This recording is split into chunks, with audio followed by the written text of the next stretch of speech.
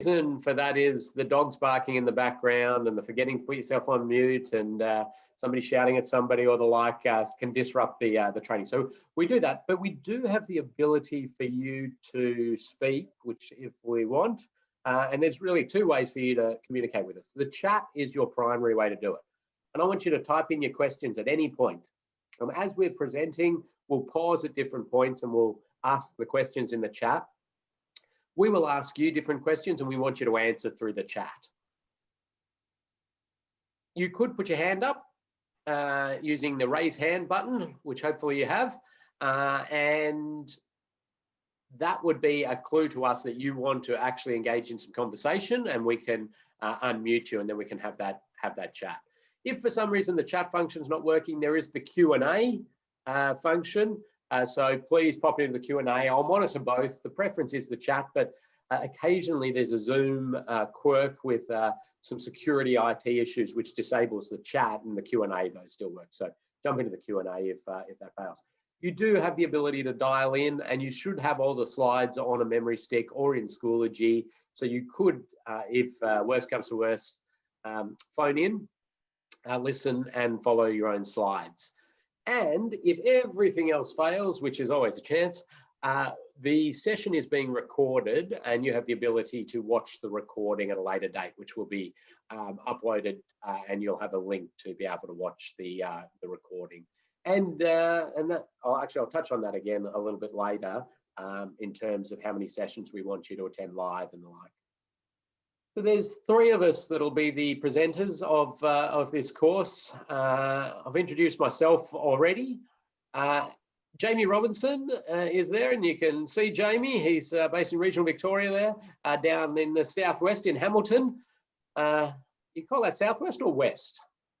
Southwest. Southwest, yeah. And Jamie is the technical lead at Safe System Solutions, and like me, was at VicRoads for quite a long time.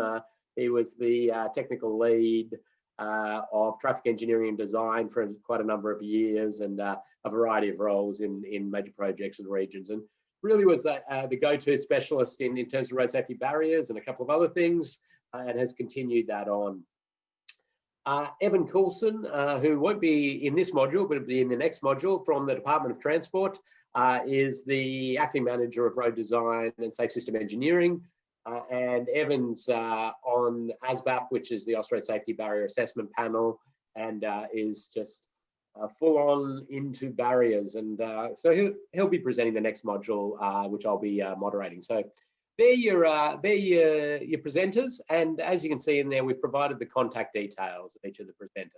We do want to open that dialogue with you for the future. As you have questions and you're going about barrier design or investigating barriers, and you've got different queries or questions, you've got access to the three of us, and we're always keen to help out with bits of advice here and there.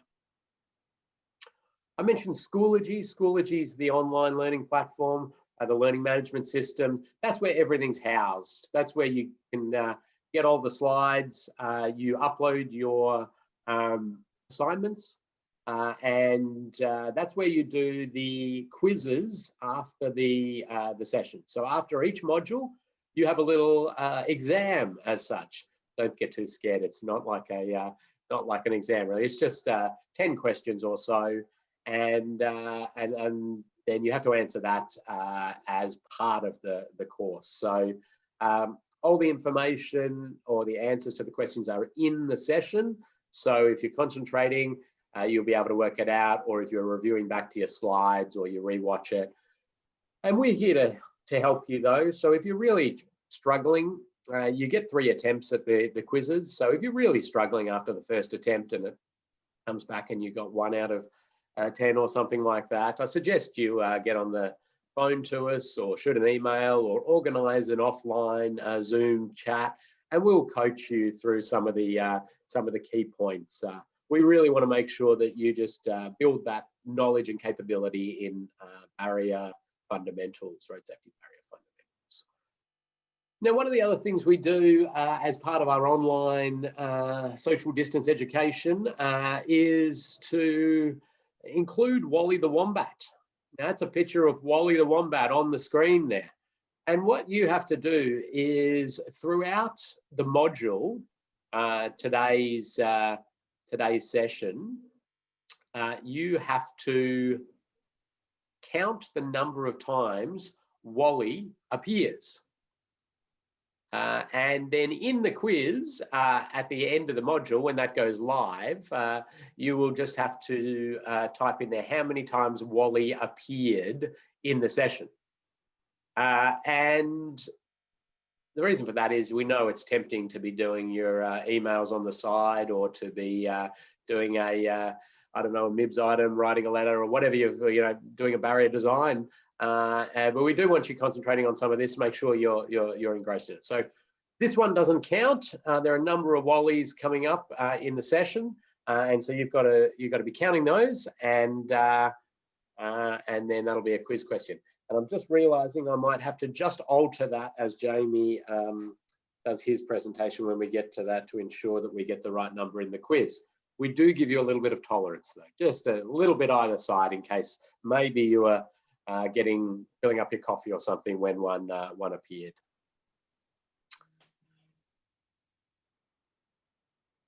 We want you to attend 3 of the 4 live webinars, and so you can view one as after it's done as a recording. We understand that there are some immovable things within your schedules, and if worst came to worst and you absolutely had to miss another one, get in contact with myself and we'll have a chat about that. We need you to complete all the tasks that you're given, so you will have an assignment, and it's a fairly easy and short assignment, so don't get too worried, and all the quizzes. And we need you to get an 80% pass mark, so 80% or above to successfully complete the course. But as I say there, 3 attempts on everything, and so if you find yourself well below that in any of them, please get in contact. So I'll pause there for anybody to ask any questions that they have about the logistics, the running of the course, what's required of you. And if you've got any questions, pop them into the chat. Now, one thing I didn't mention is that quite a few of you have come to our training courses in person, and we like to give out prizes for those who are answering questions, asking good questions, getting involved. And of course, just being online doesn't mean we're not going to give out prizes. That's crazy. So the way we do that is that we keep track of anybody who wins a prize, so gets the answer correct first, or asks a really good question or the like.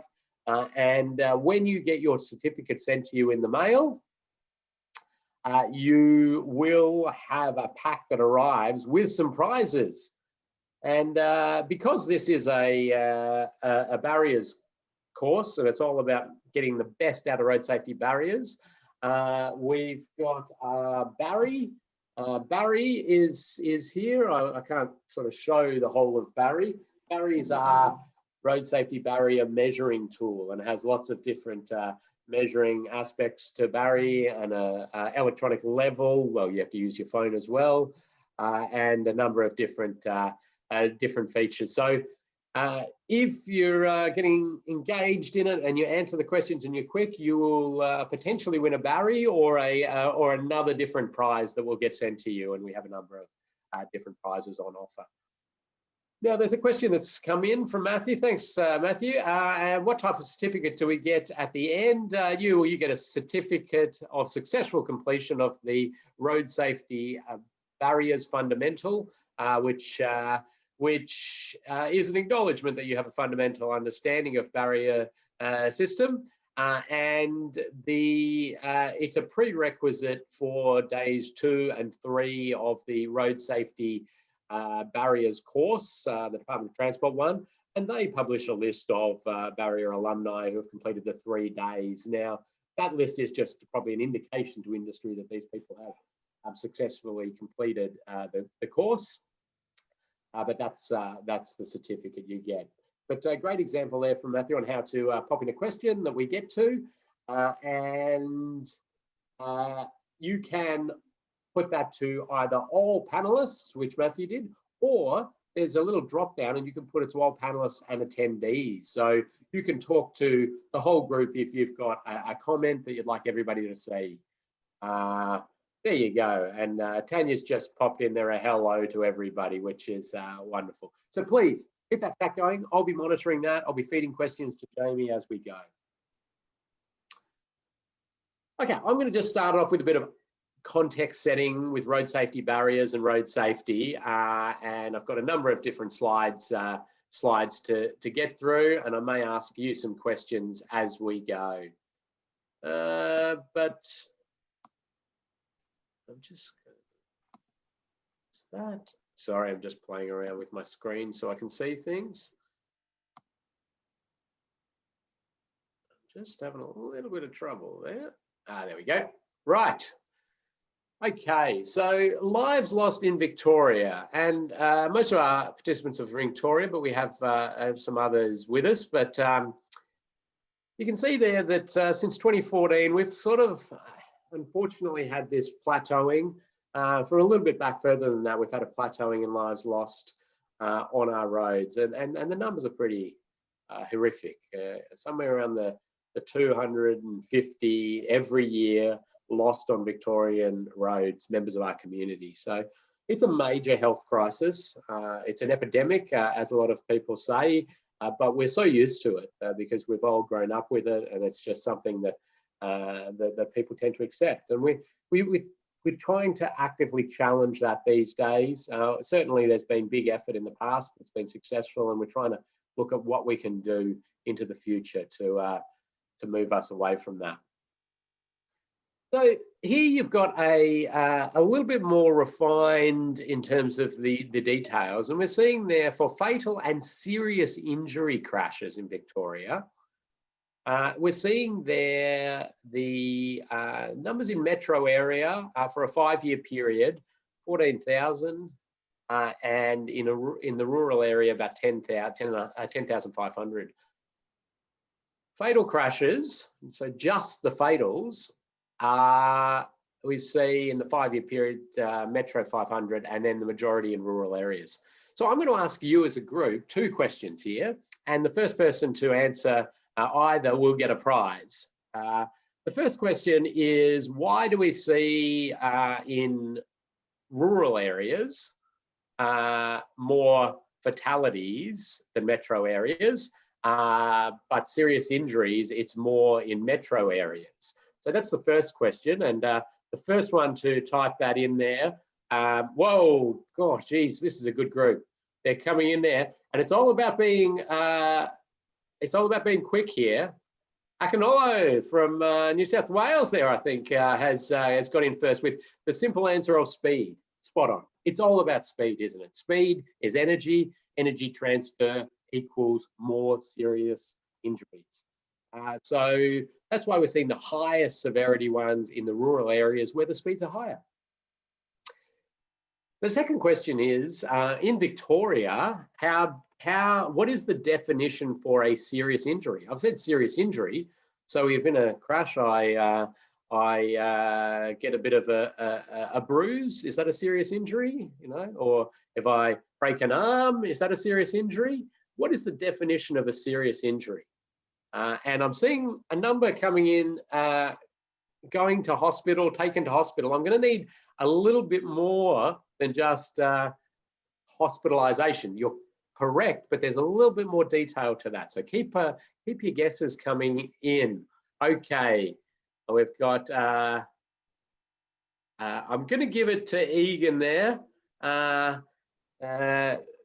for overnight stay. It's technically admitted to hospital, but that gets you a bed. So overnight stays good enough. So I just remembered I've got to write down who's getting prizes. So Egan, Akinolo, and was there somebody else who already got a prize? No, they're the 2 I think so far. It's as easy as that to win a prize, but good. So yes, the serious injury is a bit of a spectrum in terms of the injury, and we see people admitted there with broken ribs and arms and the like that manage, so they get admitted, they get a bed, but they manage to recover in a reasonable time and lead a normal, healthy life. But it does include a whole lot of ones that have lifelong debilitating injuries, acquired brain injuries, quadriplegia, paraplegia. So there's a spectrum there, and there's a bit more work being done in sort of categorizing up these serious injuries into the most serious and the like. But it's a huge, huge health impact. And so what we're all about is bringing these numbers down, because it's not just the numbers as well, it's the wider impact on the communities, the social impact, and the emotional impact, and really there's a huge economic impact as well. So I'm going to keep moving on. Broke that down a little bit more. Now, I should say that these trends, while I'm putting the Victorian numbers up, they're very similar for all jurisdictions in Australia and New Zealand. So the trends are very much the same. There's slight differences in the numbers, but I thought I'd use the Victorian ones because most of our participants are Victorians, but I could equally do this with New South Wales or New Zealand, and you would see very similar trends. So here we see a bit more of a breakdown into crash type. How are we getting to those horrific numbers that we see in Victoria? And you see here that for fatal and serious injury, we're seeing intersections being the highest there, fixed object rollover, head-on, and then head-on overtaking. And then if we just go for the fatals, fixed object rollover takes over there, and head-on intersection being next, then head-on and head-on overtaking. I picked head-on overtaking out to include in there because that is a big myth, that all these head-on crashes we hear of is somebody making a bad judgment in terms of when it's safe to overtake. No. In fact, the overwhelming majority are drivers who have unintentionally left their lane and had a head-on crash. So they've fallen asleep, they've drifted off the road, recorrected, or they've drifted into oncoming traffic or the like. The actual numbers of head-on overtaking, much, much smaller.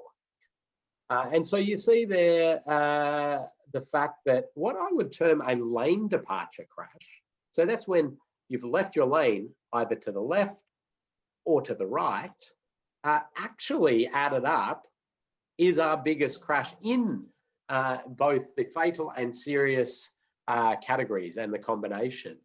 So if you add those two, you would see that that sits actually higher. So these are people who have departed their lane unintentionally and had a crash that resulted in fatality or being admitted to hospital and getting a bed and sometimes holding an injury for their whole life.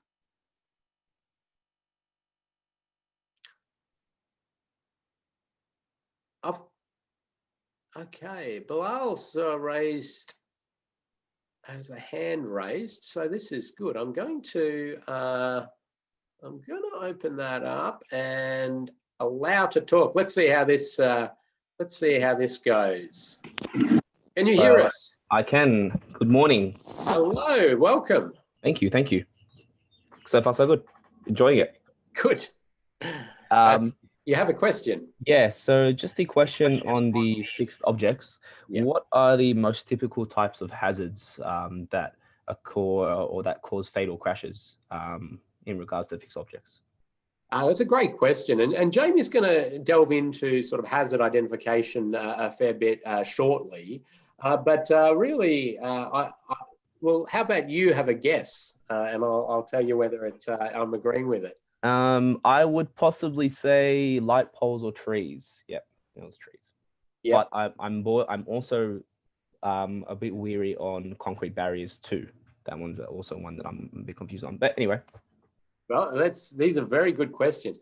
Trees, power poles, we term point source hazards, and they're very highly violent and are certainly a big cause of trauma. I'm going to show a couple more slides which will continue on that. And I'll delve into that in a little bit more detail. But thank you for speaking. All good, thank you. And there you go, another example of how somebody can interact with us, and we very much encourage that.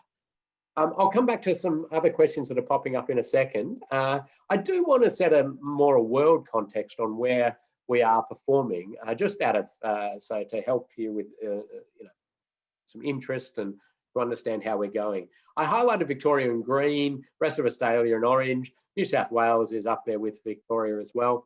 But you see there that we perform pretty well. The best performing countries in the world are the the Swedes, Netherlands, the UK, and that's why we often look at them for to understand what they're doing in these spaces. And you see us there, and it sort of drops away thereafter. Now, I did this by fatality per 100,000 population, per registered vehicle, and per 100 million VKTs. Prize for the person who can write in first. What does VKT stand for?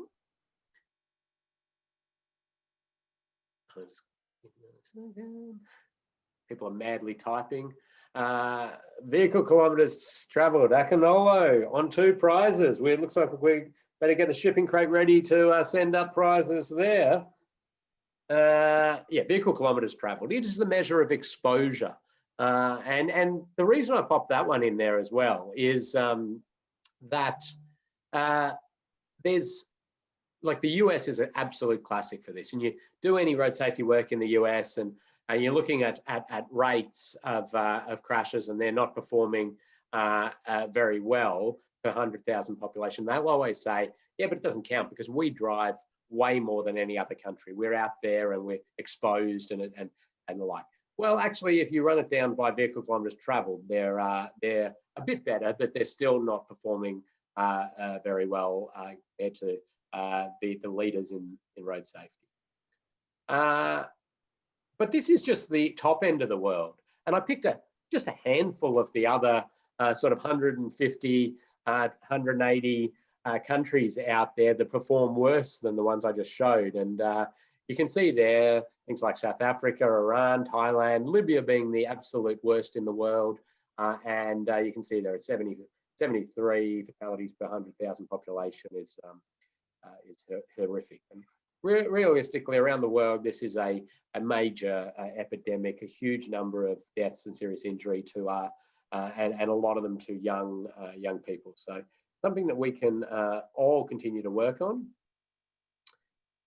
And the question that came in there about what are we running off the road and hitting? So obviously the head-ons is hitting another vehicle, but running off the road and hitting these point source hazards are our most violent and contributing the most amount of the high-end serious injury and fatality.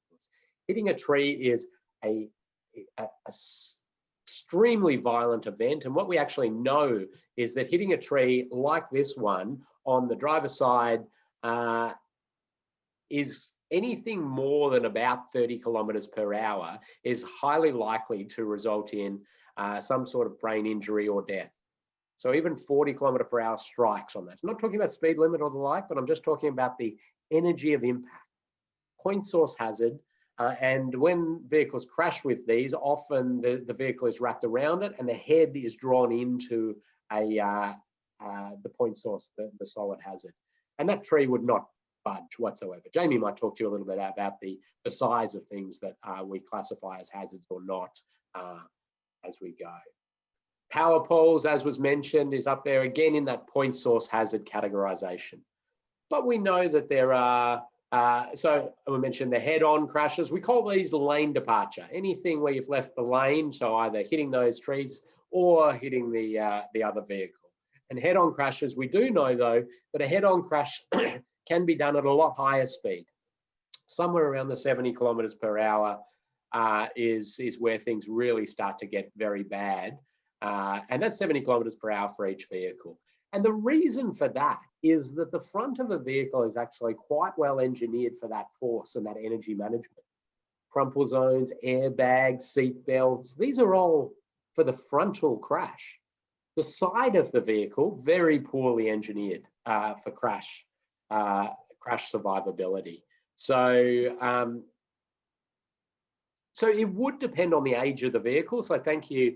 And the safety features, absolutely. And so we do get a bit of variation. And the figures I put out are sort of based on, well, they're actually based on the European fleet from about 10 years ago, The European fleet is far more advanced in safety features than our general fleet, so probably not that bad a comparison.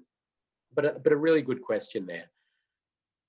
The other, so the side of the vehicle, very poorly engineered for safety outcomes. And even with side curtain airbags and the like, still hitting a point source hazard is going to be a highly dangerous event.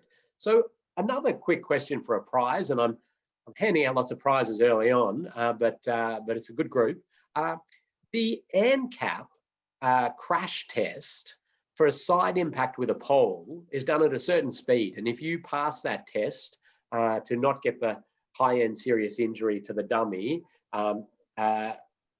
what speed is that test undertaken at? So if you pass this, and I'm seeing lots of numbers come in, nobody's hit the nail on the head, and I'll accept either the old one or the new one. And Bilal's got it. Bilal has got that one at 32, which is the newest test. 32 kilometers an hour. If the pole test at 32 kilometers per hour is a pass, well, they get 5 stars in that category. So 32 kilometers an hour. And when you think of the speed we travel past point source hazards, that's very scary, isn't it? It used to be 29, so big upgrade there to now 32. Well, I say that tongue in cheek. It's very low speeds in what we're traveling, isn't it? We know that even cleared areas pose a risk as well. We used to talk about these clear zones and feel that, okay, it's clear, it's a cleared area, everything's fine. Well, we know now from the number of deaths and serious injuries that everything's not fine. And in fact, first of all, most of the cleared areas still have hazards in them, be that a culvert or something, a rock, or rocks and these sorts of things, or vehicles are going well beyond the cleared areas, or they roll over like this vehicle in the photo. Now, the rollover is not as severe, but it certainly does end with quite a few spinal injuries, head injuries as well, severe injuries, less severe than hitting that point source hazard, but a hazard nonetheless. And Jamie will again talk to you a little bit more about this, but we don't consider these areas free of point source hazards as completely no risk. There is some level of risk still there. And we've had the Austroads guide re-updated very recently to clarify a lot of this. Cuttings are managed to be risks, either snagging on the cutting, rolling over. These are areas of risk. The road safety strategies of each jurisdiction are identifying road safety barriers as a key tool in our toolkit, and you can no doubt see why, and I'm sure that's part of the reason you are attending this, is to understand how we can do the best job we can. There is no coincidence that there is a road safety barrier on the front of the current Victorian road safety strategy and on the New South Wales strategy and on a lot of other jurisdictions' strategy, because they are a huge part of our strategy. The strategy is based on the safe system, but road safety barriers align really highly with safe system principles. It's 2 documents which we're going to be referring to a lot here. The Austroads Guide to Road Design Part 6, Roadside Design, Safety and Barriers, very recently released, and does a really good job in showing that these clear zones aren't necessarily safe.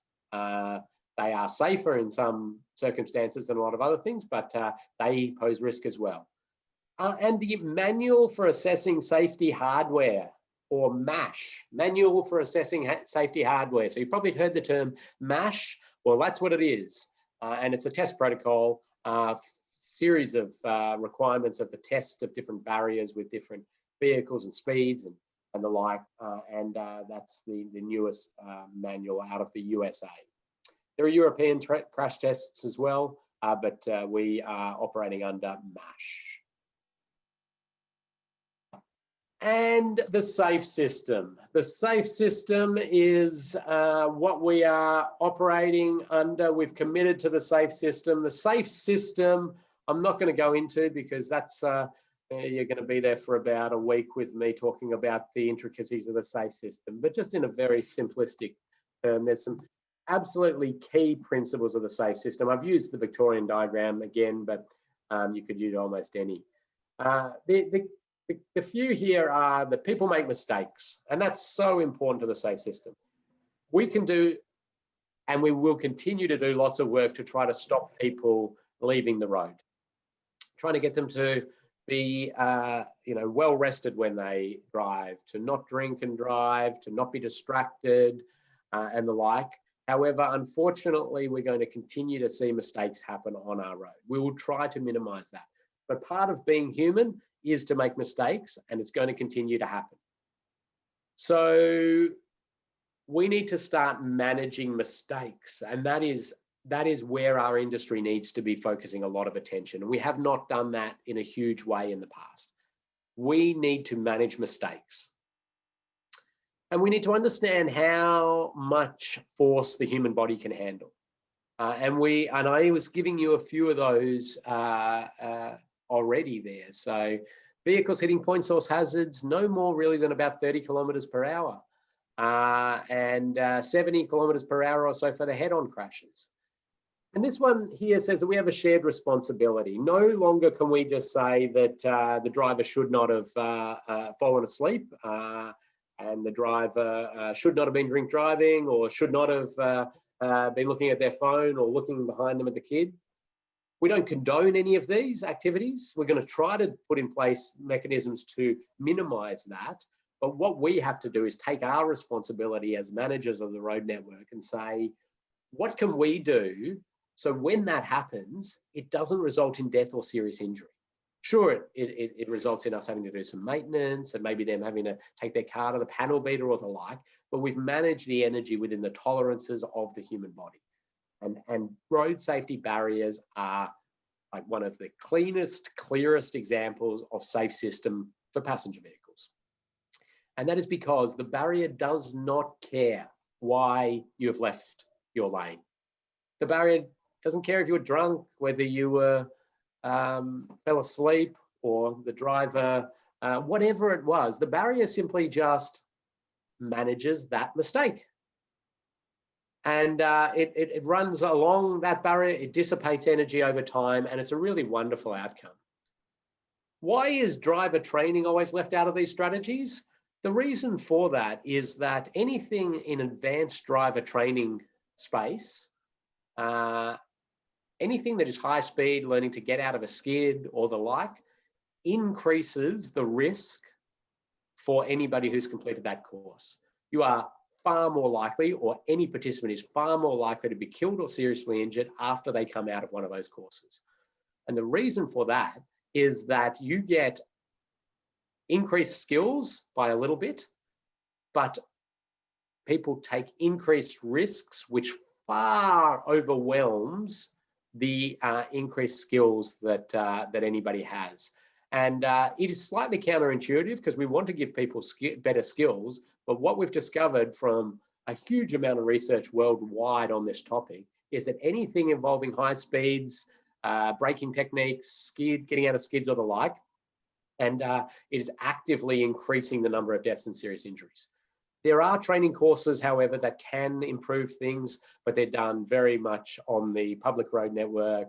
And this is a hard one often for people who have done these courses and haven't been killed or seriously injured, and they believe it's played a big role in them not being killed or seriously injured and not being in these crashes. That is absolutely not anywhere near a statistical sample of evidence. And we need to be evidence-based in road safety. And the biggest temptation in road safety is always to use your own experience and believe that that is representative of road safety outcomes. It's not. You're not a representative sample. You need to look at the research. You need to look at this holistically and understand that from an evidence-based. So it's a very it often comes up, and thank you for bringing it up. But really, the ones that work are done in classroom, in risk management, driving around the road network, understanding where risks come from, and how you need to drive. Okay, so that's That's a few slides from me, and I've given out a few prizes there. Jamie, I might get you to start bringing your slides up while I just chuck a little poll up. Now, you're not being marked on this, don't worry. However, it is a little question just to, again, get you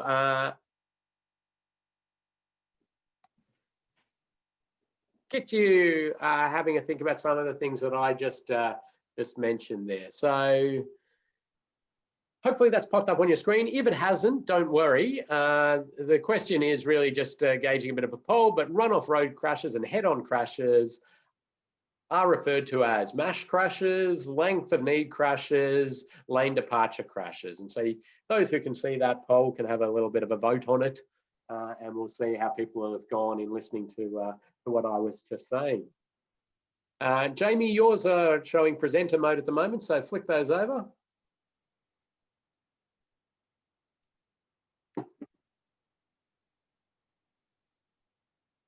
Oh no, sorry, I take that back. No, you're good. We're good. Yeah, I was seeing something else. Don't worry. Rightio, and everybody's managed to have a vote. So I'll just share the results there. Almost everybody onto that lane departure crash. Somebody probably trying to do it super quick and saw MASH and thought, oh yeah, we talked about MASH. Well, MASH is the Manual for Assessing Safety Hardware, and the crashes where you leave the road to the left or to the right, we classify as lane departure crashes. So well done to everybody there. And we'll assume that one person, we don't know who it was, don't worry. So just made a little error going too quick there. Okay, so please keep those questions coming in and comments. Now, Jamie is really going to get into a lot of that the detail around some of the stuff that I gave at a high level, and it's a great opportunity for you to ask lots of difficult questions. Jamie spends his life in barrier design and auditing barriers and providing technical advice and the like. So he's the great person to jump into this. So keep your questions coming. I will be jumping in as Jamie presents to ask him some questions that you've put into the chat, so he can just concentrate on the slides.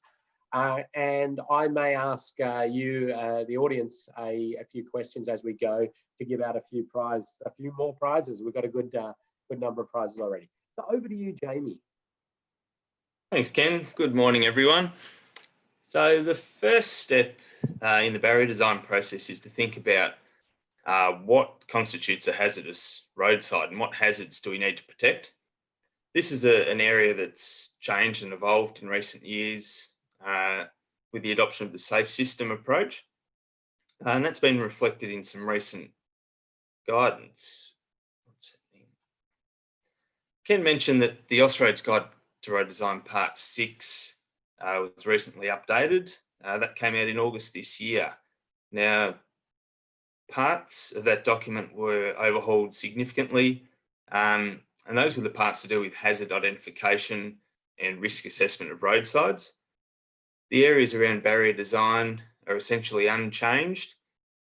The changes are all about where do we need to install a barrier and how do we go about assessing the risk of a roadside. So that's the Austroads Guide Part 6. In Victoria and in each state, there is a supplement, a local supplement to each of the Austroads parts. That supplement takes precedence over the Austroads Guide.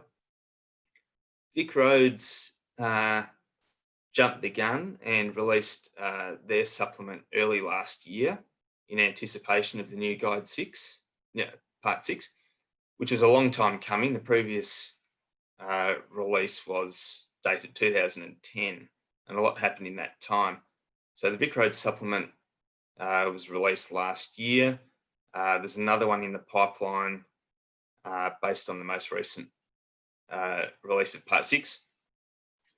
In Victoria in particular, there's a lot of additional supplementary guidance. Most of that is in the form of road design notes.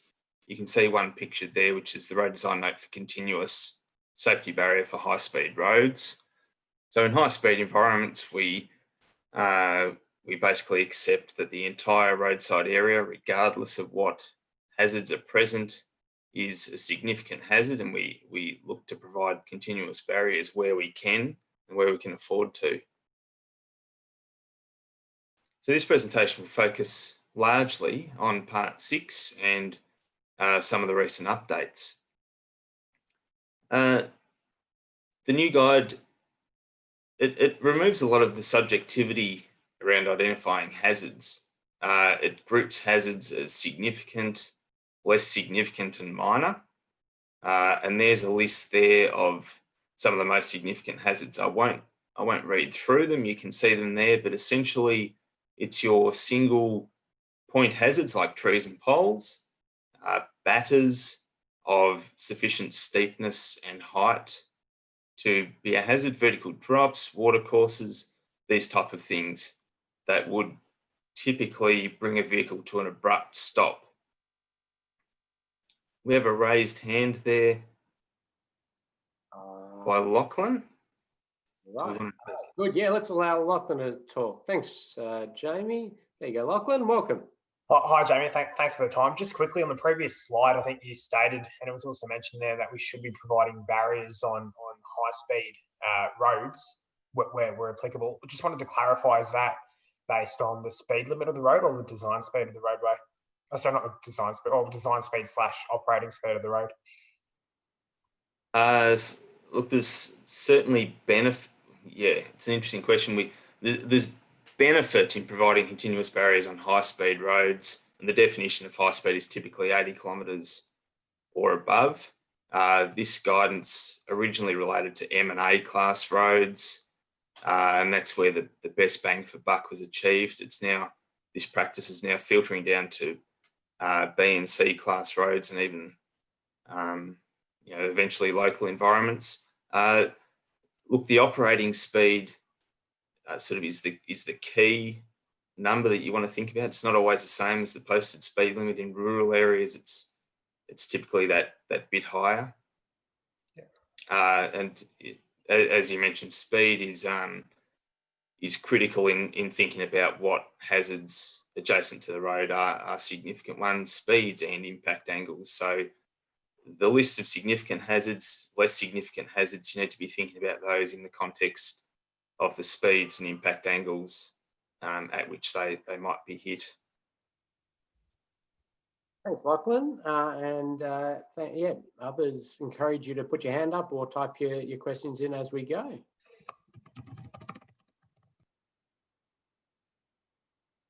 So there's that list of significant hazards, and I'll show you some pictures and talk in a little more detail about some of those shortly. But these are the ones where an impact is likely to be severe. There's likely to be a serious or fatal outcome if speeds are sufficiently high. What's the thinking behind the watercourse more than 2 metres deep? So the 2 metre depth is one at which a vehicle is likely to submerge, and there's that drowning risk. So it's not the impact with the water or anything like that. If the depth is sufficient that the vehicle will submerge, then we treat that as significant hazard. There are other schools of thought that it need only be sort of 1 metre, 1.5, but the most recent guide has identified 2 metres. Thanks, Jamie. And I just want to clarify with the group that as you see Wally's, which you maybe are seeing, if we go back a slide and we come back to the same slide as Jamie's done here, that's still just one Wally. Keeping track of the number of Wallies on the slide, just a little bit of clarification. Okay, let's keep going, Jamie. So those are your significant hazards. The Austroads Guide categorises hazards based on trauma indices. So these are the ones that have been identified to have the greatest potential for trauma. Trees are a significant one, perhaps the most significant one. The question was raised earlier about that. Some studies by Muark have shown that I think it's 87% of serious single vehicle crashes result in a vehicle striking a fixed hazard. So the remaining 13% or thereabouts are rollover crashes and the like. Of those crashes, of those 87%, it's about 60% of those involved a vehicle striking a tree or a utility pole. Now, the serious impacts with trees are most frequent in rural areas, and with poles are more common in metro areas. So trees and your utility poles are the biggest killers on our road. And it's especially the case where a vehicle impacts side on, where there's an opportunity for a vehicle to yaw or roll and then impact that tree or pole side on. We've heard that only needs to happen at a speed in the order of 30 kilometres or above for there to be potential for serious consequences. So unfortunately, these are scenes that are all too familiar on the news and in the newspaper every year. Assessing trees as hazards can be a subjective thing, and I like to show this photo because it really shows the change in approach in only a matter of a small number of years. This is a divided highway, 100 km/h speed limit, trees in the median. I think they're melaleucas. And it was identified as part of this project some 8 years ago that trees of this type weren't to be considered a sort of a rigid point source hazard, and they weren't shielded with barrier. To my eye, they were, and the general guidance around trees or any timber object is that if its diameter is more than 100 millimeters, then it's hazardous. The decision was made not to shield these trees. In the last couple of years, continuous barriers have been installed at this location to shield trees and any other hazard within the median, and also to address that possibility of rollover crash and lane departures that result in vehicles crossing over into the opposing carriageway and the like.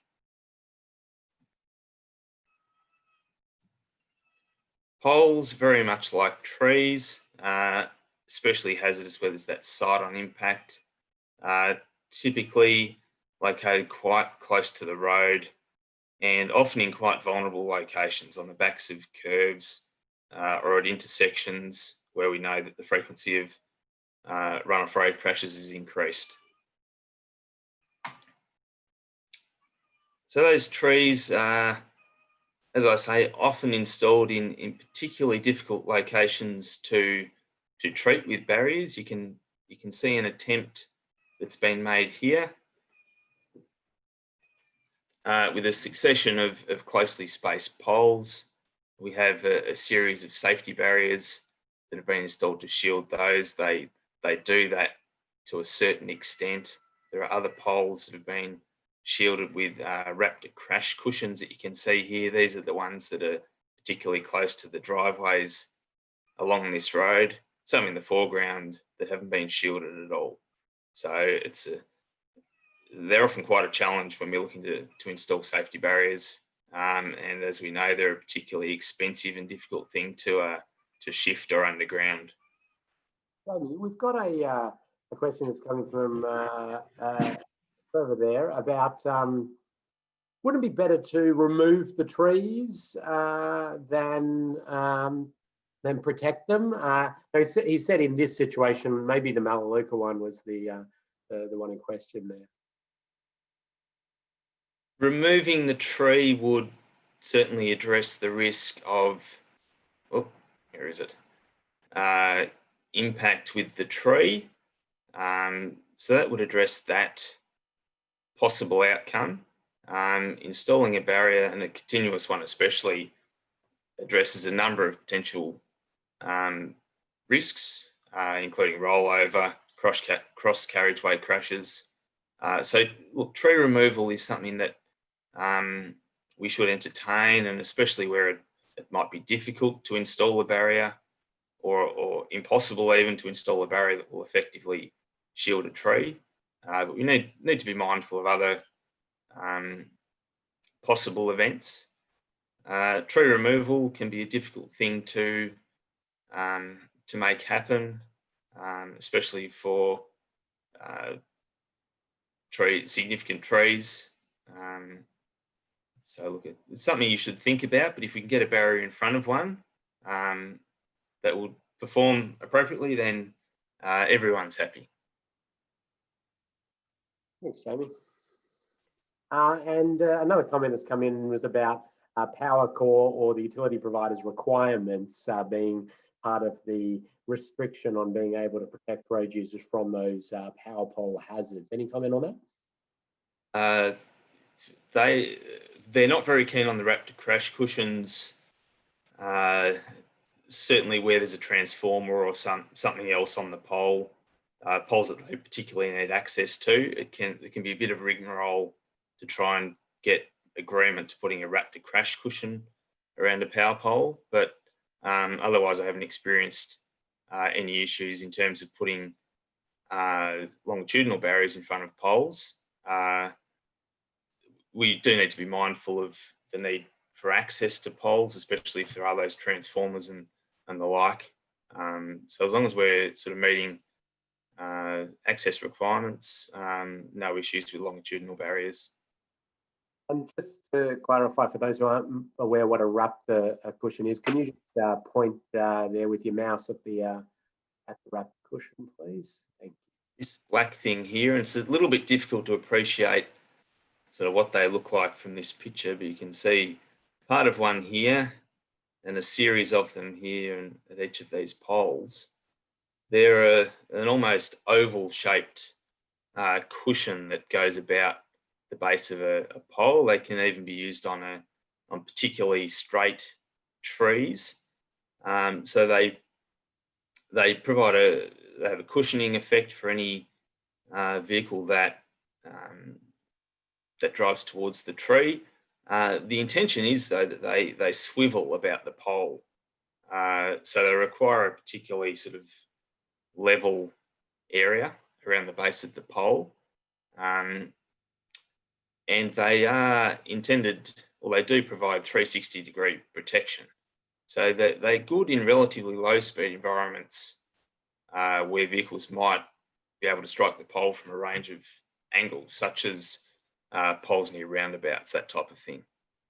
Not great on high speed environments like this, and in fact I think VicRoads accepts their use. It speeds up to 80 k's generally, and it might be even that at 80 k's you do need approval to do that. Sometimes they're used in higher speed environments as a last resort where you simply can't do anything else. Yeah, thanks, Jamie. And that's just some clarity on that. In Victoria, you're correct, it is up to 80 kilometres per hour. In New South Wales, only up to 50 kilometres per hour. And I think, though, exactly as you say, better that than nothing. Certainly if you're looking at the high speed environments and you want to use it, you want to get in contact with the Safe System Engineering team. But we'll talk a little bit more about that in a future module. Very similar to utility poles, we have the joys of working from home. I just had a visit from a cat. Rigid lighting poles, as you can see here, very much like utility poles in terms of the hazard that they present. This is a particularly bad example, and you could argue that the presence of the barrier there has increased the risk presented by the pole, because any vehicle striking that barrier sort of either side of the pole would effectively be directed towards it. So the preference.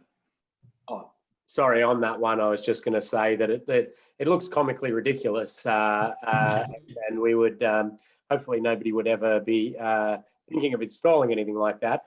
But the same principle actually applies with the back of a barrier system. I'll often see this one when I'm undertaking a road safety audit, which is that the barrier has been provided correctly, protecting road users from one carriageway hitting the hazard. However, other carriageway, if they had to leave the road, they could potentially hit the back of the barrier. And this is especially bad with wire rope systems or the like that are going to act pretty much the same, hit from either direction. And then they will run along the back of the barrier and actually be drawn into the hazard that is being protected. So something to be aware of. Yep, absolutely. And it's, in the past, it's often been the case that those hazards, the type of hazards that you're talking about, would have been determined that they were outside the clear zone for the opposing direction of travel, and therefore not shielded by a barrier.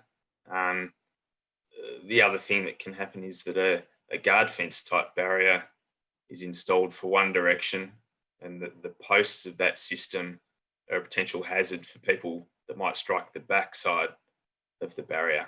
And again, the justification for doing that in the past was often that the barrier was outside the clear zone. We'll talk a little bit more about clear zone shortly.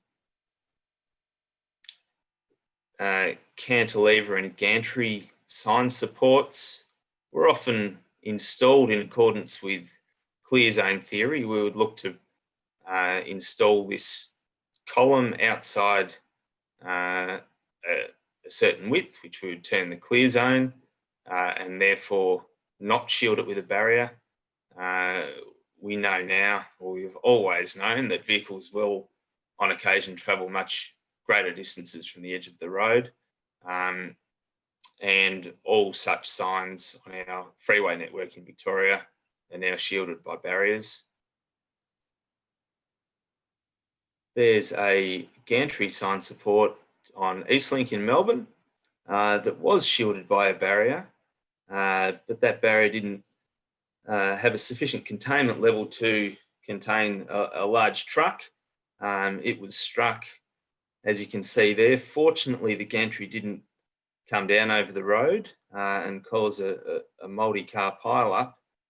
In recent years, a new road design note has been put out by VicRoads, which can be used to assess the risk of sign supports like this, and to determine an appropriate containment level barrier to install. And it's typically the case that for a gantry support like this, you would install a concrete barrier to prevent a truck or the like from striking the support and potentially bringing it down and having secondary consequences. Drainage hazards may fall into the significant hazard category. The most common ones probably on our network are exposed culvert head walls and end walls, like so. They're often located in table drains where an errant vehicle might leave the road and effectively be directed towards it. Because there's an access point here, it's not one that we can shield with a longitudinal barrier, or perhaps we can, but it's not, it wouldn't be typical to do so. We can simply replace that with a drivable type end wall to address that hazard. In a median here, we have some head walls that are perhaps slightly less significant, but if a vehicle was to snag on one of those, there's certainly potential for a serious outcome. We can eliminate that situation by installing a barrier on this side of the road in the same way that we have one on this side. Other solutions might be to pipe between these head walls and remove them, backfill, perhaps with a grated pit or something like that. A small bridge is potentially a significant hazard, although its drop appears to be less than 2 metres, which is the magic number according to the new Austroads guide. This bridge now has a barrier across it, which did present quite a few challenges because of the limited depth that we had for embedding posts. In fact, we needed a ground beam, a concrete footing to be constructed across that bridge, which the barrier was bolted to.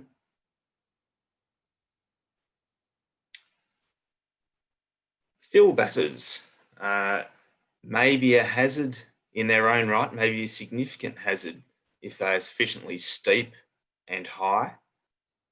in general, a fill batter of 6-1 or flatter is non-hazardous, and we consider it to be recoverable. That means that if you inadvertently drive onto that batter, you ought to be able to correct your vehicle back towards the road.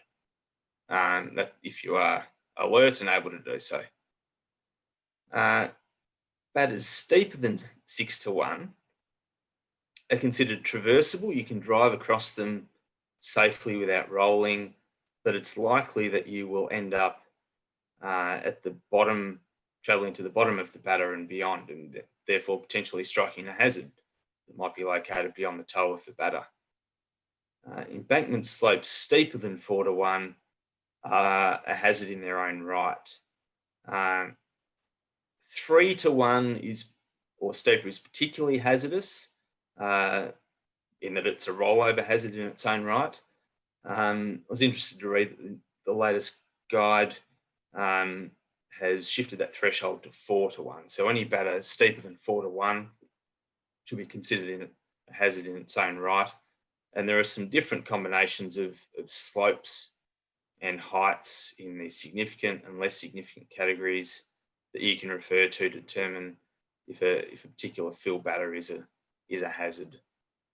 So Jamie, just a question that's come in there from Richard. Where's this 2 meters come from? It does seem that that would be a fairly big drop and potential rollovers and all sorts of things that could happen there.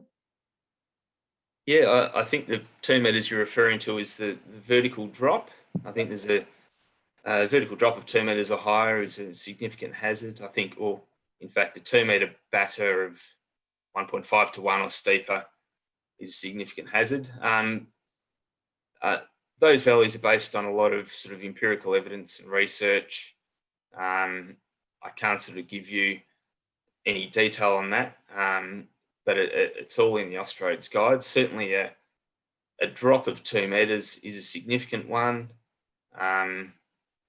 Previous guides have talked about a 1 meter batter slope, so it's interesting that we've sort of stepped that up to 2. And again, I do want to sort of highlight that we need to think about this in the context of speeds. A 2 meter drop in a high speed environment is a greater hazard than one in a low speed environment.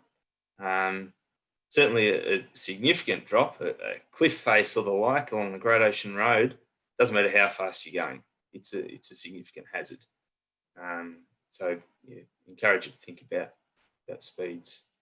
Just one more on that while you're on that slide, Jamie. Just helping people out who may not be used to doing these sort of 6-in-1, 4-in-1 and the like. Can you just explain that? You've got a nice little diagram there that helps. Yeah, we refer to batter slopes in this sort of ratio of horizontal to vertical. So a 4-1 batter, as you can see drawn here, is a sort of 4 units in this direction and 1 vertically. So 4-1 and 6-1 are fairly typical design slopes for batters. 6-1 in particular is a nice batter to design with in the absence of safety barriers. Of course, if we've got barriers, we can steepen things up. The other thing I want to point out in this diagram here is the batter hinge point. That's a term that we will commonly refer to. It's the sort of the transition from the verge to the batter, and it's very relevant to safety barrier design. We need to achieve a certain offset between our barrier and that hinge point to ensure that the barrier will have adequate support from the ground and will perform as we intend it to. Thanks, Jamie. And just one more, I think it was one of your examples back a bit further, looking like the within the 2 meter drop, but a pretty significant cost system in play. Was that one of your examples back? Yeah, that one. This one, was it? Yeah, that's right. So, or the proposal to put a barrier across that would be potentially significant cross with maybe a ground beam or something, and it's less than that. Is that the kind of hazard you'd be protecting or not? In this instance, it was. you could probably mount an argument that it doesn't constitute a significant hazard in accordance with the latest definition. It'd probably fall into that less significant category, which doesn't mean that it's not a hazard. It's just not the worst of the hazards that you might encounter. And we'll get to it shortly. The guide does, it describes these three categories: significant, less significant, and minor. And it makes the comment that even minor hazards present a greater risk than striking a barrier at that location. So providing a barrier at a less significant hazard certainly has its safety benefits. But in terms of prioritising locations with limited, buckets of money, this one's sort of not at the top of your list. Yeah, thank you. And for the participants, we'll get into a bit of barrier design stuff in more detail later down the track, and the ability to omit posts and span things in some situations. Probably not that one, but some ways that you could potentially continue your barrier system through that sort of hazard at a lower cost potentially. Anyway, keep going, Jamie. And for the participants, stand up and have a stretch as we're going. We've got about 50 minutes left, we've got to keep moving on, and I might ask you a few questions shortly. But over to you, Jamie, to keep ticking along. Thanks, Ken. So we've talked about fill batters, fairly clear cut. There are some specific definitions around combinations of slope and height for fill batters. Cut batters have always been an interesting one, and they're quite subjective. There's a school of thought that a cut batter, certainly a nice smooth one, performs as a rigid barrier. It's sort of a redirective feature, and why would you shield one with a barrier? It depends on the surface of a batter and its slope, how much of a hazard it presents. There's potential for snagging when vehicles run off the road, particularly if it's sort of a jagged rock face, or as you can see in the diagram at the bottom here, there's a table drain, or we may have a cut batter beyond a table drain. So this type of scenario certainly can provide a snagging hazard. And the Austroads guide provides some guidance around combinations of front slopes and back slopes that should be avoided to avoid snagging hazards. There really is still some subjectivity around assessing cut batters. They should be determined on a case-by-case basis. High-speed environments, the likes of the Hume Freeway and the Calder and the Western Freeway, all of those roads that have been shielded with continuous barriers, they have certainly been extended past all cut batter locations. They're probably, I suppose, at the near the bottom of the list in terms of the sections of roadside that present the greatest risk, but there certainly still is a risk of rollover in particular at those locations. As you can see there, this cut batter has a rock face. It's not particularly smooth, so there's that snagging risk that's added to by the table drain at its base. So any vehicle departing the road here would be likely to snag at that batter. That said, putting a barrier in here on balance is probably not a great idea. There's very limited width to play with. That barrier would be very close to the road. It would be subject to nuisance impacts. It's on the inside of a curve, so the barrier would probably obstruct sight lines. But also because it's the inside of a curve, there is that lower risk or that reduced likelihood of running off the road. So there's lots of different things to weigh up at cut batter locations in particular. Just up the road, we have this cut batter. It's a smoother face, less of a hazard because of that. It's not a location where a barrier went in lots of complicating factors. Again, it's on the inside of the curve. We had sight distance things to think about, the presence of the curb, limits where we can put the barrier. And we need to think about the interaction of a vehicle traversing this curb and vaulting up into a barrier if one was located there. I need a before picture here, but this was a sort of particularly even looking cut batter with a sort of a near vertical face, but it was particularly soft and soft enough to snag this vehicle that has struck it and cause it to roll. So they can be deceptive.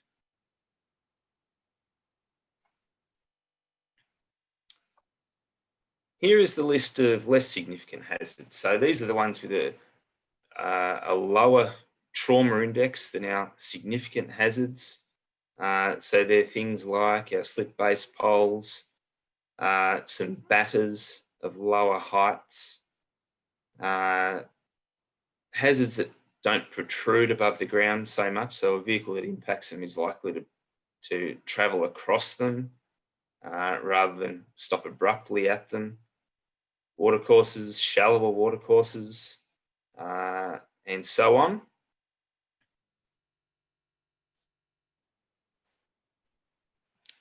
And here's our third and final category of hazard. These are the minor hazards. So we have some more gentle batters again here. So some shallow batters of 4 to 1, more than 2 meters high. If we're steepening up to 2 to 1, less than 2 meters high is a less significant or minor hazard. Watercourses, shallower again, and so on. As I mentioned before, it's important to note that even impacts with these hazards are more severe than impacts with safety barriers. This is a significant shift in the philosophy around safety barriers. The previous version of the guide went to some lengths to, I suppose, caution against installing safety barriers and to really weigh up the benefits of that barrier versus the risk of shielding whatever was located behind it.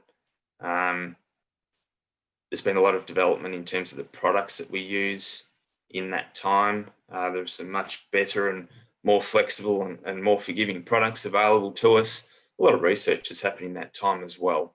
And we now know that it would be a pretty rare situation where installing a barrier would provide a reduced safety outcome. So there's a question about what about other road users, and I know you've got a slide coming up addressing that, so we'll deal with that there. There's another, I suppose, more question pondering occupational health and safety regulations around working at heights and the 2 meters, and really I think the theme is that people are not comfortable with that 2 meters at high speed. And I suppose, yeah, as you said, Jamie, it's just a bit about sort of putting these things in a spectrum, isn't it, of risk? Yeah, and no, that's an interesting point. What about other road users? These lists of hazards that you've seen are primarily about the risk to occupants of cars or passenger vehicles. Our design guides sort of are very car centric, and yeah, so these are primarily based around occupants of cars. We of course do need to weigh up the benefits and the consequences to other road users. We might have cyclists on a road. That might influence where we put a barrier to maintain enough space for cyclists. If we have particularly high volumes of trucks, we might want to install barriers of a higher containment level, for instance. That comes with consequences for car drivers. High containment barriers, more rigid, more severe impacts. So it's a bit of a balancing act there. Motorcyclists is one that we that present some challenges for us and can influence our choice of safety barrier. We need to be particularly careful about how we design barriers at locations where motorcyclists are present in high numbers. So as I say, the philosophy really has shifted quite a bit in recent years towards safety barriers. That chart there essentially summarises the different categories of hazards. You can compare vertical drops and field batters sort of in an easy way using that table. So as I say, those previous lists relate largely to the occupants of passenger vehicles, motorcyclists, some much smaller and seemingly less significant hazards are significant hazards to motorcyclists. And some of those things include our standard sign support posts, our 50mm, 80mm nominal bore type steel posts, our frangible timber sign support posts that we use certainly are significant hazards to motorcyclists. That's not to say that we shouldn't use them. In a lot of cases, there isn't a motorcycle-friendly alternative, but we need to be mindful of where we locate those things and avoid locating them in where motorcyclists are particularly vulnerable to leaving the road. There are some motorcycle-friendly sign support products that we can use for low-mounted signs like hazard markers and keep lefts. Hazard markers in roundabouts. I'll show you a photo shortly. That's a location where motorcyclists typically do depart the road, and using some of those motorcycle-friendly products is something you should think about. Slip-based poles, lighting poles and the like certainly aren't slip-based, don't function in that way if struck by a motorcyclist. Trees, so less than that 100 mils in diameter, certainly are a hazard to motorcyclists. So here we can see a recently constructed roundabout where a lot of things have been done right. We've got a frangible impact absorbing light pole, not much else there. We've got a power pole here. Aside from those two things, not much else that would be considered hazardous to vehicle occupants. But if we look closely, there's probably plenty of things that would be a hazard to a motorcyclist. A small diameter tree, small at the minute, getting bigger. A clutter of signs with relatively small posts that would be a hazard to motorcyclists. This guy here is probably the one that a motorcyclist would hit at this location. It's often the case that a motorcyclist that tries to negotiate a roundabout too quickly might encroach this central island and strike a sign on the island. So this is a location where you might think about installing one on motorcycle-friendly posts. This is a low-speed urban environment, so it's probably not a high-risk location, but certainly if you've got a route that has lots of motorcyclists, a roundabout with less deflection through it than this one, it's something you should think about. I'll expand on the motorcycle stuff in a later module. I've mentioned the term clear zone a couple of times, and I'm sure most or all of you have heard of clear zones. It's something that has basically disappeared from the latest guidance. Clear zone thinking, the traditional clear zone approach said that if we provide a clear width of a certain value adjacent to the road, that was sufficient. And we had some magic numbers that we applied that were based on some very dated research from the US, from dating back to the 60s, I believe. Really not so relevant to our road conditions or the current vehicle fleet. And a typical clear zone value in a high-speed environment would have been 9 metres or up to 15 metres at a pinch. So the approach was to provide a clear area in that order, and that was enough. But we know that a portion of vehicles, 15 to 20% of errant vehicles, will travel distances greater than those values, and sometimes significantly more than that. So clear zone thinking is no longer appropriate. It's no longer acceptable to say we've achieved a clear zone, we've done enough.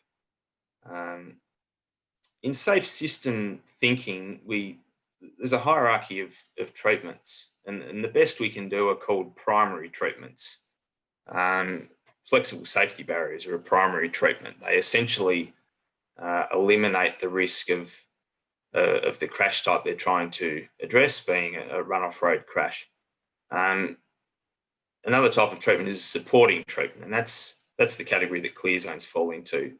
Supporting treatments are ones that reduce the likelihood of something happening, but if it does, the severity will be just as high. So we can provide a clear zone, and that all helps. If we provide a clear zone, a lot of vehicles will recover within that width, but a portion will travel beyond and potentially into any fixed hazards, or they might roll over. So clear zones it's a sort of a part-way treatment. So Jamie, just on that, we do have a couple of New South Wales participants, and the Victoria's really jumped in on that removal of that clear zone theory. Are other jurisdictions have come on board after the Austroads Guide? Are you aware of how others are playing this out? I'm not aware of how they're playing it out, but now that it's in the national guidance, that's the sort of consistent approach. And the things that Victoria did last year are essentially compatible with what the new guide says. So I expect all the states are pretty much on the same page with this. So that picture shows us what a desirable road cross-section would have looked like in years past, with a nice clear median and no trees within a width of 10 metres or thereabouts on the left-hand side. So that's what we would have tried to achieve in the past, not a safety barrier in sight. And that road has probably a good safety outcome, but we can do better. A term that is sometimes used is area of interest, and the area of interest is basically any area that an errant vehicle could feasibly end up in. And there have been a number of pieces of research in recent years to try and quantify that area. And the snip on the right is from the VicRoads supplement to the Austroads Guide to Part 6. And it tells us that in high-speed environments, we need to be thinking about an area in the order of 40, 50, even 60 metres to achieve safe system outcomes. So that area of that magnitude should be free of any fixed hazards. It needs to be well maintained and free of any sort of imperfections that could cause a vehicle to roll. So it's just not something that's feasible. So we really are going away from that idea of trying to provide a nice clear roadside, and the preference being safety barriers. The presence of a fill batter in our roadside can affect the magnitude of risk of our hazards and also the area that we need to think about. You can see at the top image there, we have a relatively flat batter slope, a batter slope that we'd consider recoverable. So our lateral distance to the hazard is what it is. Where our batters steepen up, we expect that a vehicle will travel beyond the toe of that batter. So the distance that we need to consider here, the distance to the hazard is effectively this distance A plus this distance B. It might appear that the hazard is a particularly long way from the road, but the presence of that batter and its slope means that the risk of this hazard is greater than it might appear. Where our barriers are particularly steep and steeper than 4 to 1, the batter presents a hazard in its own right, rollover risk in particular, and that's one that we ought to look to treat in some way. A question came through, how do you apply the area of interest in an urban environment? You can apply the area of interest in an urban environment. The numbers are quite a bit lower. Look, it's something that you could apply. You know, the numbers are in the order of 10 to 15 metres. You really need to think about, you know, your speeds and impact angles when thinking about the hazards that are present, and how great a risk they present. It's not typical in an urban environment to install safety barriers, certainly not continuous safety barriers. And if our speeds are in the order of 40, 50, 60 k's per hour, it's highly unlikely that there would be a serious or fatal crash with an impact with a tree or a pole or something like that. It's something that you could look to apply, but would not be common practice. It's only where we're sort of at speeds 70 kilometres and above that barriers really come into play as a general rule. Yeah, and I suppose I want to just expand on that a little bit, because I have said that energy tolerance is fairly low for that side impact with a pole. However, what Jamie's talking about with the risk in these urban environments is a combination of that, the number of vehicles actually leaving the road, the ability to yaw the vehicle. So yawing is to be able to get it on its side, so you know the back end of it coming out, and then striking that vehicle in a side impact, which is what we're talking about. So it's actually very, you know, it's quite rare in urban environments, but certainly up at that 70 plus, we're quite interested in protecting those. And so certainly those larger outer suburban arterial upgrades where they're 70, 80 kilometres per hour, certainly those are presenting significant risk and should be thought about in those perspectives. Just before we move on, I might give out another prize here for the first person to answer. So get your typing fingers ready.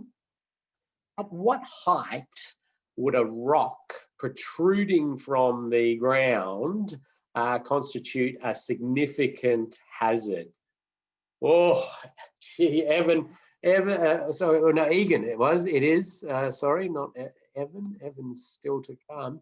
That was, oh, hang on a second. No, gee, I've got your hopes up there. It was Connie and Peter there at the 300 mil.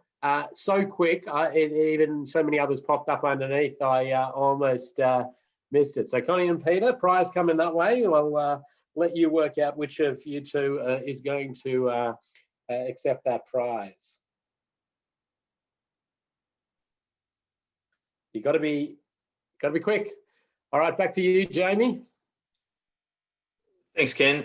I wanted to talk briefly about a new roadside risk assessment procedure that the Austroads Guide covers. Some of you may have tuned into a couple of webinars that occurred in the last couple of months to do with the new guide and about this procedure. It's a little involved, and I won't go into any detail.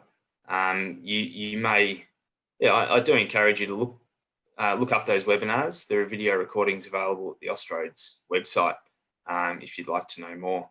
But essentially, it provides a procedure for assessing that can be used to assess the risk of sections of roadside. And that process considers the exposure, likelihood and severity, which is a fairly typical sort of risk assessment method. So exposure being the frequency of vehicles leaving the traffic lane, likelihood proportion of vehicles that have left the road and will collide with a hazard, and then the likely outcome of the impact is the severity, and that makes reference to trauma indices.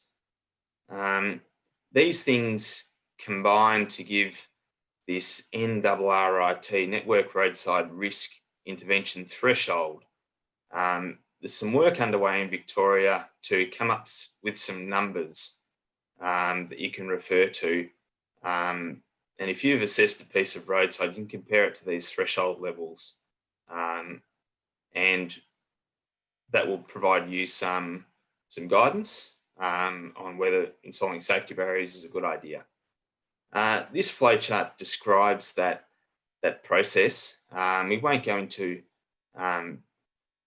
any detail, but essentially the task is to assess your piece of roadside and come up with one of those risk scores, your NRRIT, compare it with the guidance from your jurisdiction, and then think about whether installing safety barriers is a good idea, and, well, I suppose, stepping back, how that piece of roadside compares to other pieces of roadside on that route, or that you might also be considering shielding with barriers. So it gives you a good tool to assess the relative risk of different sections of road.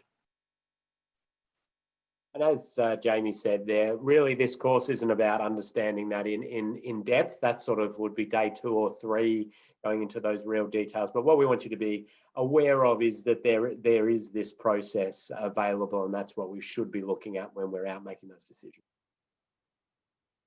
So the process, it makes a distinction between background and isolated hazards.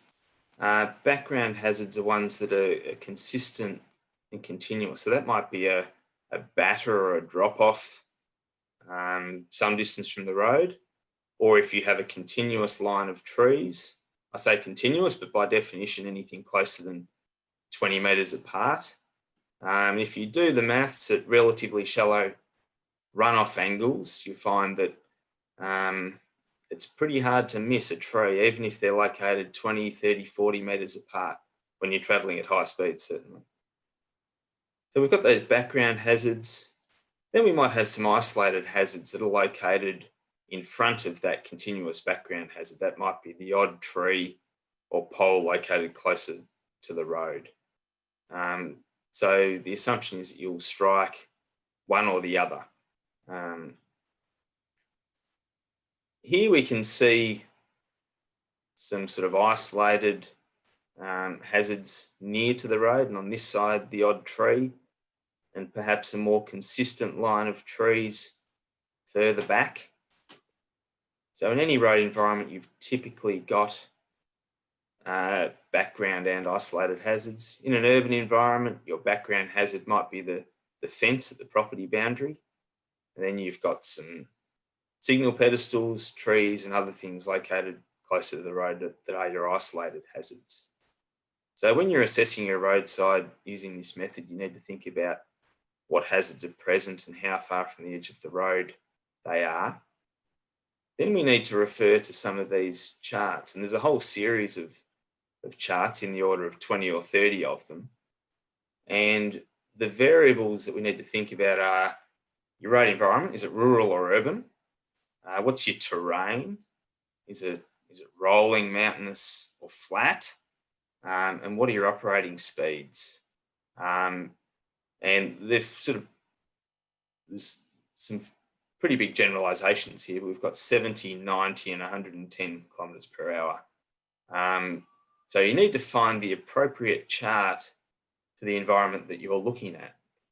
So you can see here that we've got a series of charts for undivided rural roads with significant background hazards. So it might be one where there are no trees or poles present, but you've got a non-drivable batter that's a hazard, and it might be, 3 or 5 or 7 metres from the edge of the road.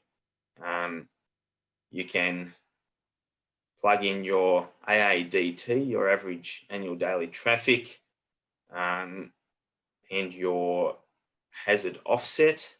So if we sort of pluck an example and sort of go up from 4,000 vehicles per day, and so we've got a background hazard at 9 metres, our risk score is 3. This is for a rural rolling road at 110 kilometres per hour. Further up the road, you might go to a flat terrain. You can plug in your same AADT, same hazard offset perhaps, and read across, and your risk score is is quite a bit lower. It's only 1 and a bit. So it's a tool that you can use to assess the relative risk of different roads or different sections along the same road. And jurisdictions are currently busily working away trying to provide some values and guidance around what these sort of numbers mean in terms of the course of action you should take. But those would be a pretty great tool just to understand which things are higher risk than others before, getting that statewide sort of platform for the NRRIT score. That's right. So here we have some more example charts. Here we've got a divided urban road with significant hazards at different offsets. So there are charts for each different combination of rural, urban, speed, and terrain type. The more hilly we get, the higher the risk, the higher the speed, the higher the risk, and so on. And so the point that's come in there from Trevor is what risk score requires protection? And that really is determined by the road authority through their NRRIT score, which says that this is the line and it will be different for different classes of roads and different strategies. So it's a bit of complication to it, but this is just a relative risk scoring. And, some jurisdictions, if they had no money, road authority, the council has absolutely no money and they may choose a much altered NRRIT score for their network than the state road authority who may choose something else. So I really do suggest if you're trying to grapple with this, that you have a look at the 2 Austroads webinars, which are an hour each, on these curves and the application of these on a network. This one's just about generally getting a bit of an insight that these exist and this is a process and this is what we'll be moving to running. But the actual mechanics of it is that, or day 2 and 3, day 2 and 3 really. That's right. Yeah, this is really just an introduction, and its best use is as a relative risk tool. Don't get tied down in what sort of the magic number might be as to where you should install a barrier. You might have the luxury of having enough money to install barriers along an entire road. If you don't, and you've got a very small bucket of money, you can use this tool and effectively rank sections of your road and sort of work your way down the list. And you run out of money where you run out of money, knowing that you've addressed the highest risk sections. So your treatment options, where you've identified that you have a hazardous roadside, and these are in no particular order, although I'd suggest that installing barriers is certainly should be at or near the top of your list. Installing barriers is our primary treatment. There are other steps that we can do to either complement barriers or to reduce the likelihood of someone departing the road. And that might be audio tactile line markings. We can flatten batters to reduce the risk if and when someone does leave the road. We can remove a tree or another hazard. We can relocate hazards. So look, the approach really has flipped. In years past, the preference was always to treat the hazard, to remove it, to make it safe, or relocate it. The general preference now, certainly for high-speed environments, is to install a barrier. That addresses not only the risk of our point hazards, but also cross carriageway crashes if we have a divided road, and that rollover crash risk that is just inherent in any high-speed road. Some quotes from the Austroads guide. The primary method, there's that term again, primary treatment, is to install safety barriers.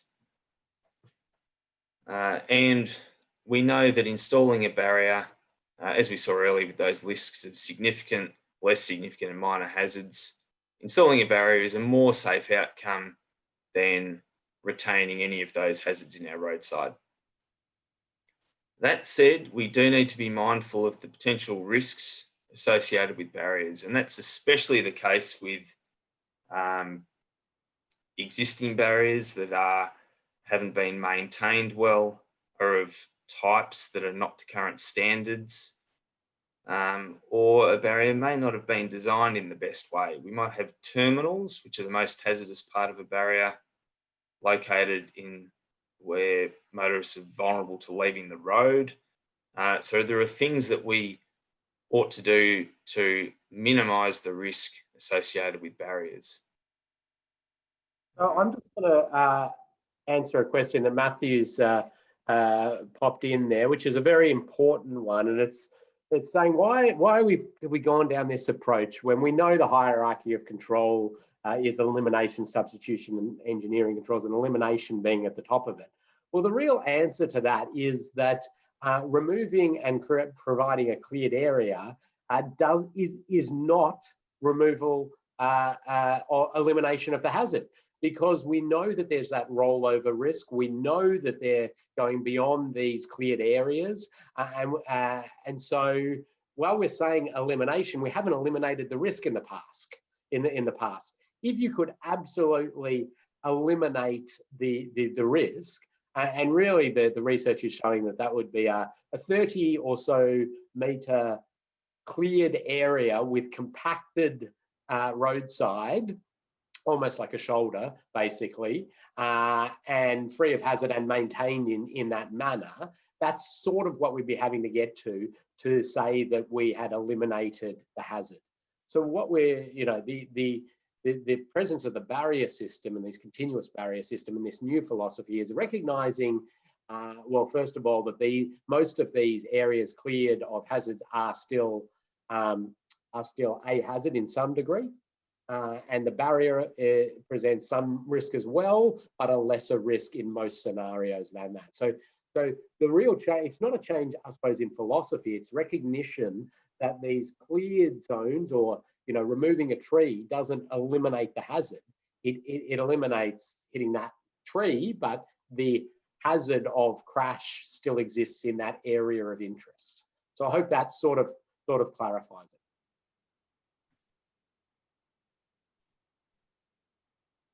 Thanks, Ken. So we do know that some types of barriers present hazards and spearing hazards, as you can see here. It is occasionally the case that a barrier is struck end on and it spears into the vehicle, the occupant compartment of the vehicle. And the types of terminals most at risk of doing this are our old breakaway cable terminals and similar. So these photos are both examples of those types being struck end on. Fortunately, in this case, the barrier didn't spear into the vehicle. This is a non-approved barrier type. It's just a fishtail end, for want of a better term. The function of a barrier terminal, it has two functions. One is to provide a crash-worthy outcome if struck end on. We can't be sure that this terminal will provide that.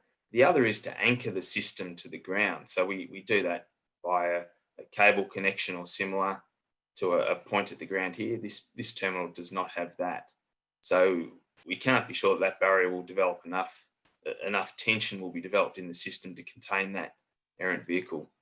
So a few issues going on here. This terminal type is not good. We shouldn't be using that. Not sure what this barrier is actually doing. It's certainly not shielding that pole. Perhaps it's more of a device to funnel pedestrians and keep them on the path.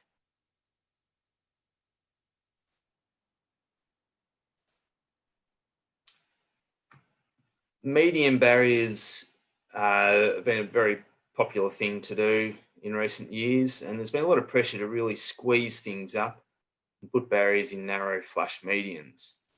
There's been a lot of learnings out of doing this, and some, the guidance has evolved, and that's as a result of a few significant impacts with these terminals. This is one that was installed on the Princes Highway East near Sale, and within a week, the Coles truck took it out. This is on a piece of road that was being progressively upgraded in sections. This barrier was the first medium barrier that you would have encountered at that time. So you can imagine that, this barrier with, perhaps 300 mil offset from the edge of the traffic lane popping out at you, in low light conditions or in fog or something. That's, it's entirely understandable how that was struck. Been a number of similar examples. This one was still under traffic management, a reduced speed limit when it was struck, presumably by a truck as well, judging by the length of barrier that's been taken out. So there's been a lot of learnings around this. It's important to locate those barriers and terminals as best we can, so there's a minimal likelihood of a vehicle departing the lane at that location. And we also need to delineate them to a particularly high level.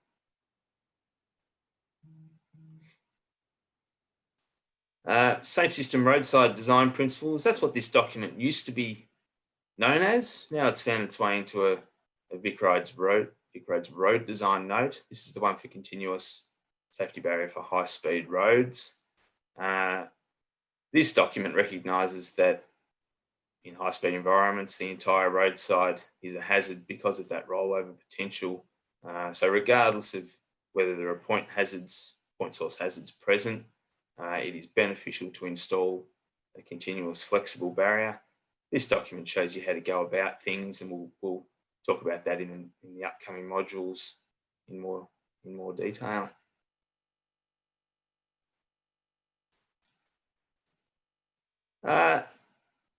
That's it from me, Cam. I can see there might be some more questions popping up.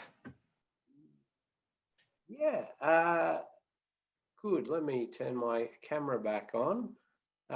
You can keep your slides there just in case we want to refer back to them. What are we seeing here with the barrier there, Eltham Yard Glen Road? That was the one with the power pole halfway in between it. Assuming it was to redirect pedestrians rather than protect the hazard, does the barrier itself present more of a hazard than not having it there in this case, even if it was to be installed correctly? But start off with that particular one. To me, it looks pretty hazardous all round. It's a good question, and without knowing the particulars of the site, it's difficult to say. Certainly for motorists, it's not a good outcome. It's not helping anything, and it's, we've introduced the risk of this terminal. If this is a location where a lot of pedestrians were crossing and it's an undesirable location for them to do that, if it solved that issue, then on balance, it might not be such a bad thing.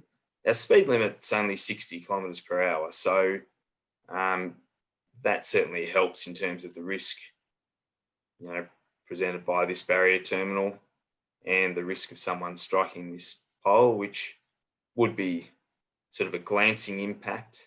There's not that potential for a yaw and a roll into that, I'd suggest.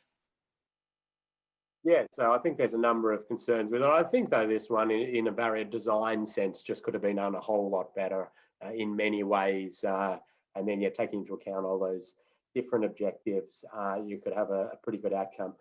We will talk in one of the future modules about sort of barriers around curbs and whether they would apply in these speeds, and vaulting barriers, the approved end terminals and the like. And so there's a good bit of stuff there. The question was more aimed at, are there cases where barriers can be more of a hazard, become more hazardous than the hazard that they are protecting? Yeah. So, go, Jamie. Yep. it is possible. And the question was raised when we were talking about the most significant hazards. It was suggested that concrete barrier might be one of those. Concrete barrier, it's a fixed object, essentially adjacent to the road. It doesn't shift when it's struck. We need to be particularly careful where we're locating those. And if you can strike a concrete barrier or a rigid barrier system at a significant angle and at speed, it's effectively a rigid object. So we need to be mindful of where we install rigid barrier systems. So it is possible that the rigid barrier system would present a greater risk than the hazard behind. There's a question in there from Akinola about enforcing the standards of installation and the like. And I'm going to defer that one to Evan next week. We have a specific module or component about how we assure the quality of this, and the idea that anybody can install this thing, but to do electrical works, you need a whole lot of tickets and licenses and these sorts of things. So the barrier industry is moving better that way, considering we're dealing with very high risk scenarios. But Evan will talk to you a lot more about that. From the picture of the pole in front of the bridge, in front of the barrier, so that was from very early on. We won't go back to that. Is there a minimum distance of how far behind a hazard can be the safety barrier system? So concrete sound walls or poles. So interesting question there. Sorry, was that the minimum distance that the barrier would be behind the hazard, or vice versa? Well, the barrier behind the hazard is what I'm reading of that, in those odd scenarios where you might have an isolated hazard or something and then a barrier way behind it. Obviously, the optimal outcome will be to have your barrier in front of whatever that hazard is. It's a good question. There's no standard or guideline that deals with that sort of thing. And a situation that comes up every now and then is a frangible light pole that might be located in front of a barrier. In theory, the light pole, if struck, would shear away at the base and be frangible, but we need to be mindful of how a vehicle might sort of interact with those things in combination. The preference is to not install anything in front or behind a barrier that would sort of affect its performance. It was, and I'll answer this one. The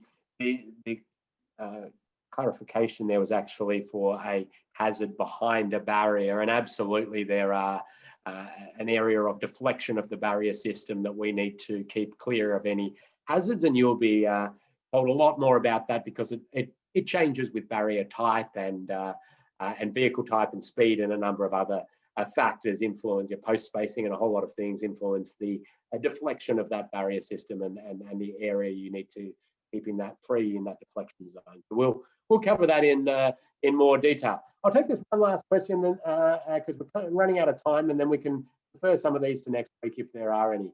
Is there any research guidance on providing barriers with hazards in the working width, or is it better to not provide the barrier if the hazard cannot be removed? Probably a bit more of a detailed question, which we'll cover in some later ones. Jamie, final comments on that one? So the working width is something that Evan will talk about, but that's effectively the space behind the barrier that it needs to work. And it's desirable to keep that clear of any hazards. We don't always have that luxury, and then we need to think about, whether we do modify the barrier in some way to sort of make it deflect less, or weigh up the risk of the barrier potentially deflecting into that hazard. So it's best to avoid locating it within the working width. Sometimes it's unavoidable though, and the barrier, it's likely the barrier will still provide a benefit, especially if there are multiple hazards that you're shielding and it's only the one that doesn't quite meet that requirement. And there are things you can do in the barrier design to stiffen up the barrier around specific spots, close your post spacing up, and the like, to try to absolutely lessen that risk as much as you can. But we'll get into that detail. So thank you for that, Jamie, and thank you for the participation from everybody out there. We're loving the questions and the chat coming in. It's wonderful. I'm also going to add an extra prize in there for Matthew for identifying the location of that that we've got on the screen there, which was very impressive. He was onto that very quickly. So there's an extra prize there. Lots of prizes given out. Now, you're going to have a quiz that you're going to have to do after this session finishes. It should only take you 5 minutes at most. It's a multiple choice quiz. It's in Schoology in this module 1 folder. So you go into it, you find the quiz, answer the questions. It's based on the content we've covered. Hopefully you won't find it too hard. You have 3 attempts at it if you want. And remember, your average mark will need to be 80% or above for the course to get your successful completion certificate. If you have real troubles, get in contact with us. We'll talk you through some of the things that we covered today. Thank you very much for all those who put a little introduction in Schoology, told us who you were, and some of you popped up a photo, which was great. So anybody who hasn't done that, feel free to do that. It's a great way to, I suppose, meet some of the other participants in this e-learning environment that we find ourselves in. The next module, which is on Friday, if you log in 3 or 4 minutes early, I'm going to ask some just general trivia questions. And give away some prizes. So get in early, get yourself comfortable, answer a few trivia questions, get some prizes. It's my way to try to incentivize you to come in a little bit early, make sure you're all settled. The number of Wallies that popped up on the screen today will be in your quiz as a question, so you don't need to write it in now. The quiz deadline, we would like you to have it completed by next module, which is on Friday at 10 o'clock. But in theory, you could do it later down the track if you needed, but best that you knock it off before next module. So Wally will be, how many Wallies will be one of the questions in that quiz. I just want to acknowledge the traditional owners of the many lands on which we've been running this training, and pay my respects to the elders past and present. So thank you very much for that, everybody. It's just gone midday, which is where we're finishing, and we look forward to seeing you again on Friday. Get in contact with myself if you have any questions. Shoot me an email, give me a call. Happy to chat. See you on Friday.